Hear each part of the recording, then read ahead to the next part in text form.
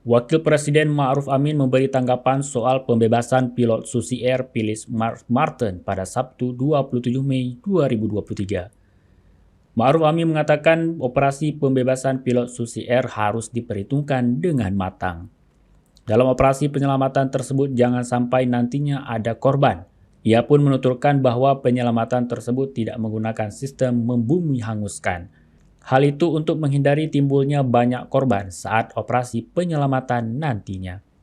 Selain itu, untuk keterlibatan tokoh-tokoh di Papua, kata Ma'ruf Amin telah dilakukan komunikasi dengan Dewan Gereja hingga tokoh adat.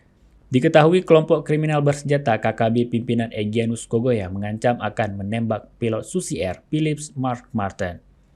Ancaman tersebut disampaikan oleh Egyanus Kogoya melalui video singkat yang disebarkan juru bicara TPNPB Sebi Sambom pada Sabtu 27 Mei 2023. Dalam video berdurasi 71 detik itu, pihak KKB hanya memberi waktu 2 bulan kepada pemerintah Indonesia untuk melakukan negosiasi. Jika lewat dari waktu yang ditentukan, pihaknya tidak akan segan untuk menembak pilot Susi Air Phyllis Martin tersebut.